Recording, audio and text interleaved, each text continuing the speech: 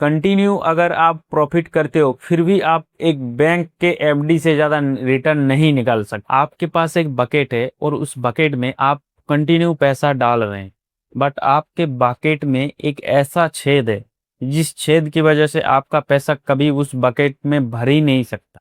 मैं ये क्यों बोल रहा हूँ, चलिए देखते हैं और समझते हैं।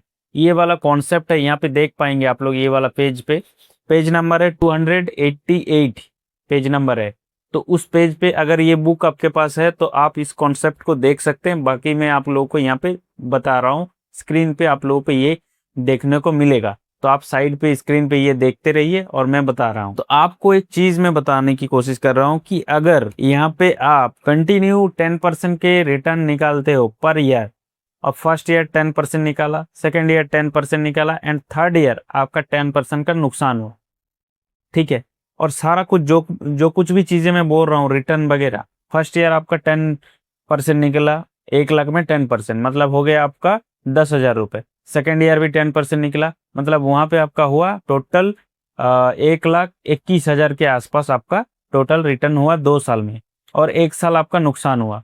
तो जो आपका 1,21,000 का 10% नुकसान हुआ वो आप खुद कैलकुलेट कर लेना।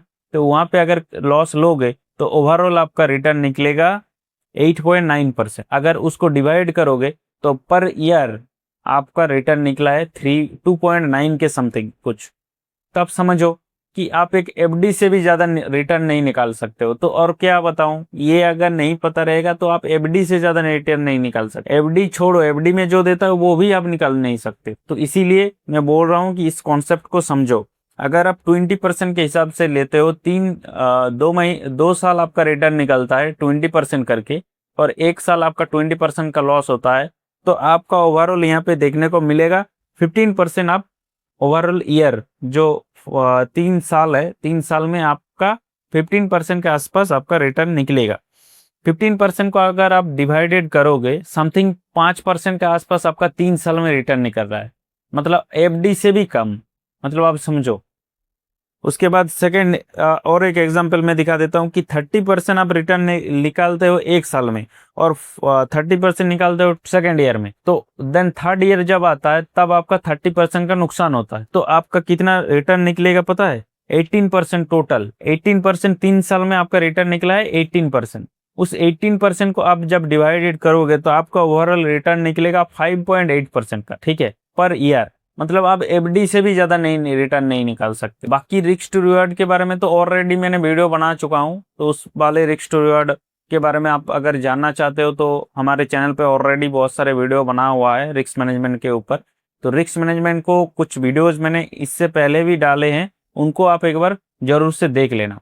बट ये जो कॉन्सेप्ट है, स्पेसिफिक जो कॉन्सेप्ट है, इसका क्रेडिट जाता है मार्क माइनर विनी को, जिन्होंने ये कॉन्सेप्ट को समझाया है हमारे लिए, ठीक है। इतना सोचते थे वो, उसके बाद हमें ये सारा कुछ चीजें बताया गया है। तो आप एक बार स्क्रीनशॉट ले लेना, तो बाद में आपका बहुत ज्यादा काम आएगा, ठीक है। तो ये कॉन्सेप्ट इतना ही इंपॉर्टेंट है, अगर आप इस कॉन्सेप्ट को पता कर लेंगे तो आपका बहुत ज्यादा पैसा बचने का चांसेस हो जाएगा, और आपको फ्यूचर प्रेडिक्ट करने में आसानी होगा कि फ्यूचर में क्या हो सकता है।